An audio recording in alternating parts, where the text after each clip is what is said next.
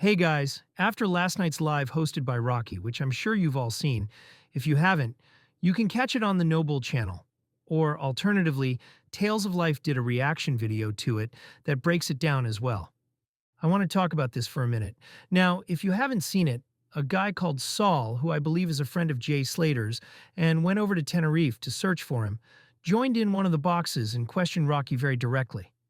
He told him he knew that Rocky and Ayub had a fight, that a watch was stolen, and that they told Jay to come back to Masca with them.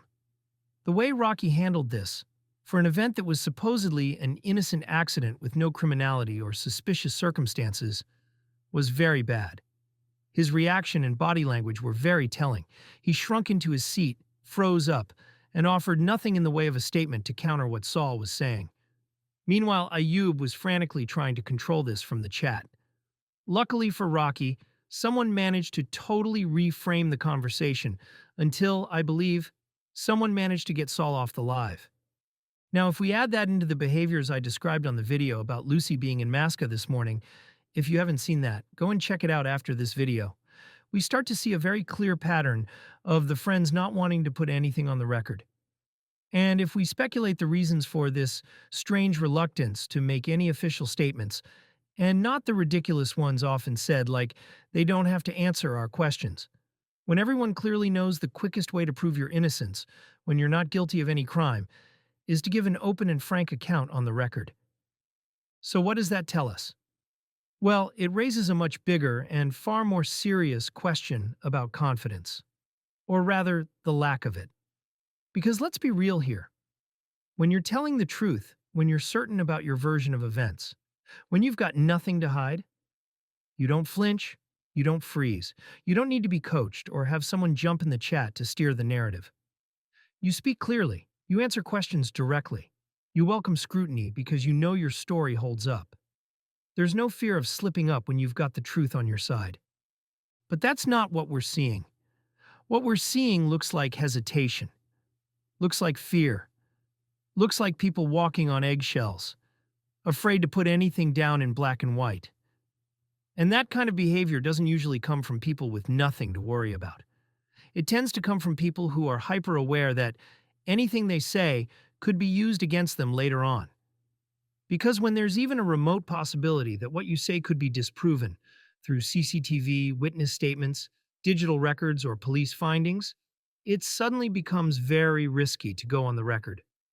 Especially if it turns out the situation you're involved in isn't as innocent as you once thought. Or worse, if you already know it isn't. And even more concerning, what if there have already been earlier versions of events given to the police that conflict with what's being said now? What if those original accounts, given under pressure in the early days of the investigation, are quietly being rewritten or glossed over in public? The public aren't privy to those initial statements. We don't know what was said behind closed doors to Spanish authorities. But if those stories don't line up with what's being said online now, or worse, if they contradict key details, then the risk of being exposed grows exponentially. Because in that situation, every new statement becomes a liability. Every live, every comment, every post could be held up against what was said when the pressure was first on.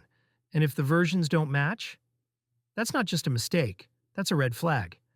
Now imagine this. You're someone who's been involved in or around an incident that ends in a tragedy. Maybe at first it didn't seem like a big deal. Maybe you thought no one would ask too many questions. But then the spotlight turns on. People start connecting dots. Public interest explodes. And now every word you say is being clipped, analyzed, and filed away. Suddenly, telling a lie online, or even just omitting a detail, could come back to bite you.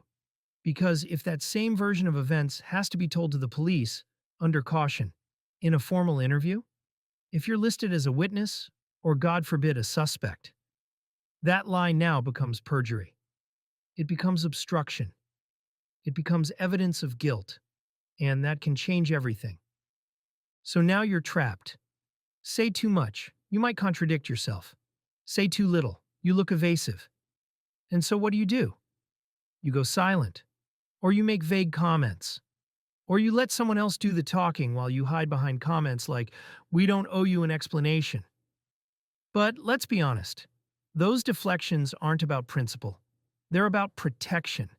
They're about buying time, avoiding accountability, and hoping the noise dies down before the truth catches up. And maybe, just maybe, that's what we're seeing play out. Not just silence, but calculated silence.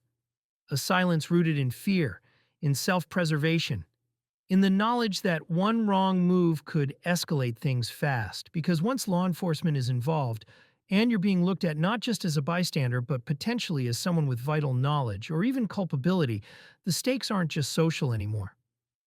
They're legal. They're serious. And in that space, confidence fades. The silence gets louder. And the truth? The truth starts creeping out, piece by piece, from the cracks. Now let's consider the bigger picture, specifically the role this could play if an inquest is held. Right now, we're told the Spanish authorities have ruled Jay's death as an accident. Case closed, right? Wrong. Because that's not the end of the road. Once this comes back to the UK, an inquest will likely be held. And that inquest has the power to revisit every detail, every statement, every contradiction.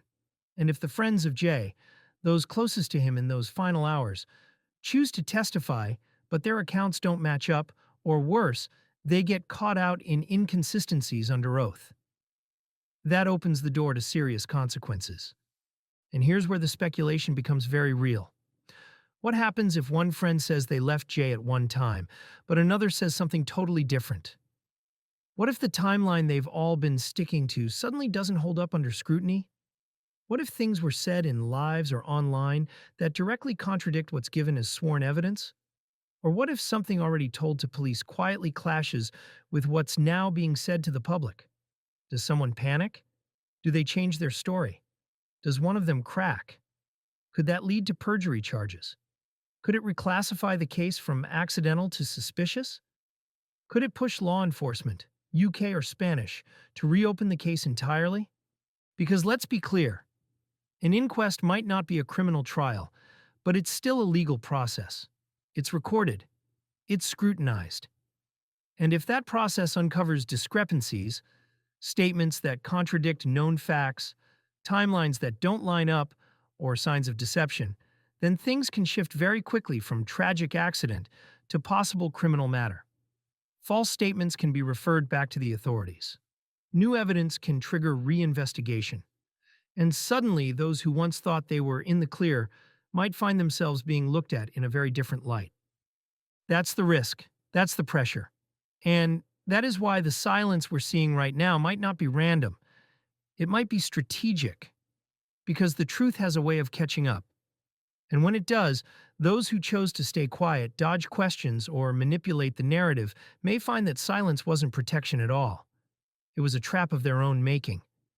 So the question becomes, who's going to speak first? And when they do, will the rest fall like dominoes? Thanks for watching, and as always, I love to hear your thoughts and opinions in the comments below.